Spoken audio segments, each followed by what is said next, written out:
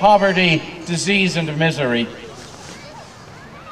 By a trick of history, we here in this blessed place are spared for the moment the worst of these evils. But certainly not all. Because here as elsewhere, the landscape seethes with speculators, opportunists, and carpetbaggers who view every piece of earth as nothing more than a chance for plunder and exploitation. They're everywhere around us now.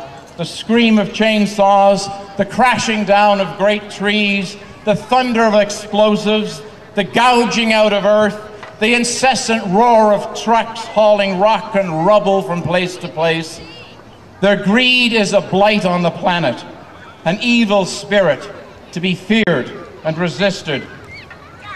Here, as every place else, and perhaps more than ever in the history of our species, the times cry out for leadership, for people of vision and selflessness, capable of coordinating a complete reversal of the destructive path we're hurtling down. But what do we have? A Prime Minister doling out tax concessions to our worst polluters. A Premier with billions to spend on winter games, but nothing for people sleeping in doorways. Billions in surplus while kids go hungry, and housing for seniors disappears. Hospitals closed during chaos.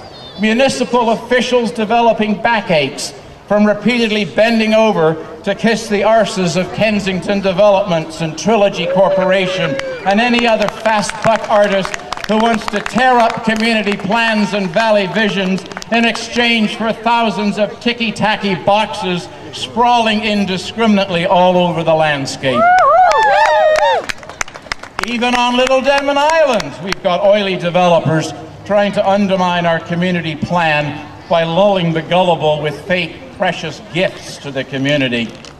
And don't get me started on those geniuses from the Vancouver Island Health Authority with their hospital in the middle of nowhere that nobody who knows anything about medical care really wants. I mean, what's the vision here? That ambulances screaming down the highway from Campbell River will start sliding on black ice or hydroplaning on pooled water, triggering multiple car pileups and resultant injuries to keep hospital business brisk? And business is the word, my friends. Business is always the word when it comes to selling off the Commonwealth to fat cats from God knows where.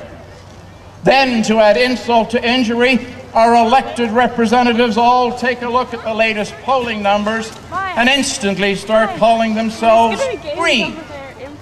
Harper decides overnight maybe he won't wait after all until 2050 to start reducing greenhouse gases. After dismantling the Environment Ministry, pushing ahead on offshore oil and gas drilling, and trying to turn provincial parks into resort developments, suddenly Gordo Campbell's Captain Green and is dashing off to compare his enviro biceps with Arnold Schwarzenegger. Is this comedy or tragedy? Or just merely farce? I mean, who wants these phonies and their glib spin doctors clambering onto the green bandwagon anyway? It used to be such a comfortably uncluttered little vehicle, didn't it? Up front, of course, there'd be Ruth Masters, wailing away on her harmonica as we rolled off to the demo du jour.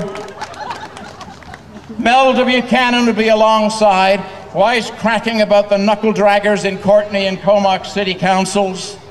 Jim Egan, Betty and Jim Loonan, Catherine Capes and David Fraser, and a cluster of other unholy irregulars would all be on board.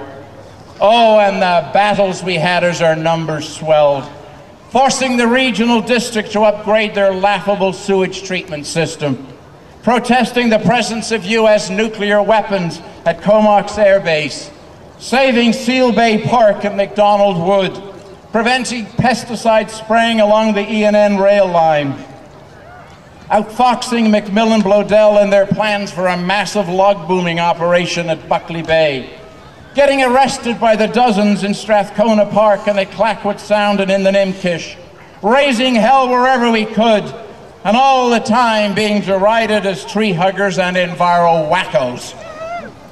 And now we have the unholy spectacle of the very people we were struggling against all along, standing up and thumping their chests to proclaim how green they are.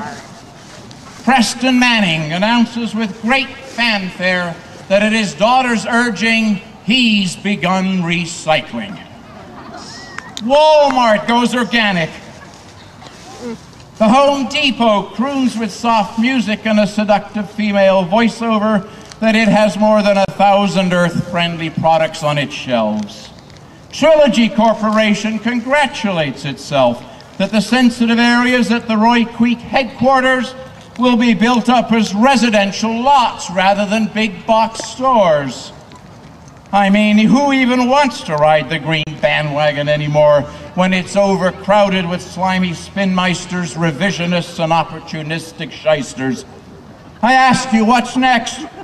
Are we to be treated to the monstrous spectacle of the Honorable Stanley B. Hagan, a gentleman who's made a lifelong career of fornicating with land speculators and developers while sneering at his environmentally sensitive constituents?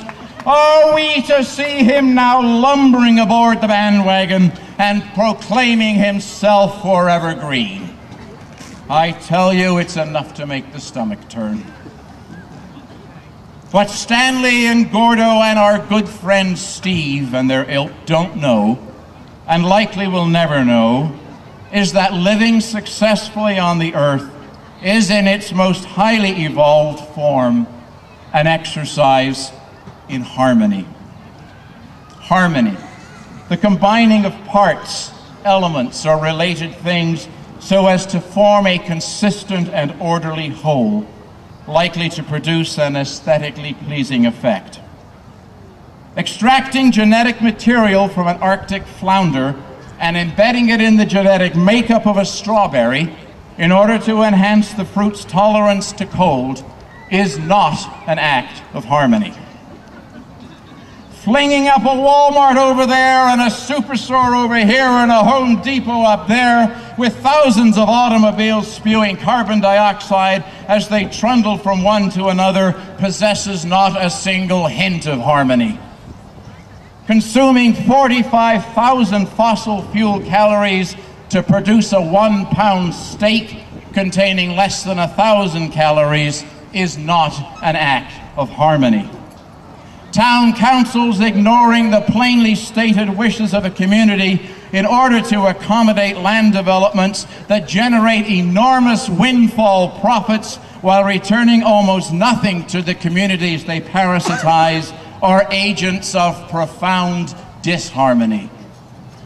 Constructing a privatized White Elephant Hospital in the wilds of Dove Creek is not an act of harmony. And I say good on you to the tenacious volunteers who continue to oppose that stupidity. Of course, we know all this. It's why we're here today. We've moved beyond identifying and lamenting the problems associated with avarice and ignorance. We look instead to developing solutions based on harmony with the natural world and the human community. We seek to answer one of humankind's most fundamental questions as posed by Francis Moore Lappé. How can we build communities in tune with nature's wisdom in which no one, anywhere, has to worry about having a place to live and being able to put safe, healthy food on the table? Even on our darkest days, we have to remember that components of an answer to this question are arising from many places and many people working all over the globe. It arises in part from each of us here today and the booths you see around you.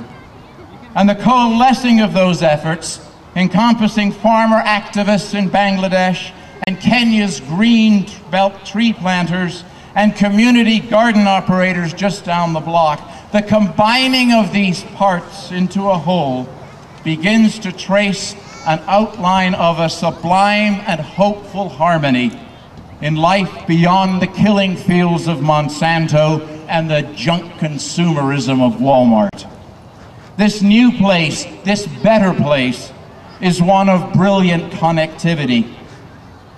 We are connected both with the human community and with the natural world. Here we encounter a landscape seething with vital energies in which all things are fully alive and animated, all things are sacred, possessed of something our ancestors identified as soul. And our inner landscape too is an element of that harmony. Our longings and memories, our dreams and fears, our love for the other, these too flow through us and into the good earth, and into the food we plant and harvest and share. Just as every seed we plant this time of year is an explosive kernel of immense possibility, so too the act of truly reconnecting with the earth, not in some wishy-washy sentimental sloganeering, but in the sublime passion of soil and wind, water and birdsong and silence. That reconnection empowers us to assert our rights to a clean, peaceful, and equitable living place. The destructive rubbish we see going on around us does not have to be. It is not inevitable, not unstoppable. It thrives only when despair or fear or indifference permit it. The benign energies of Earth herself are vastly more powerful than the accumulated ignorance of human avarice. Make no mistake about it, touching the earth, loving the earth, holds the astonishing possibility of transforming our lives and our society. What on earth can we do? Resist. Resist. Resist steadfastly the things that destroy, and nurture just as steadfastly the things that enliven, and celebrate the earth with joy, with love, for every day is Earth Day. Thank you so much.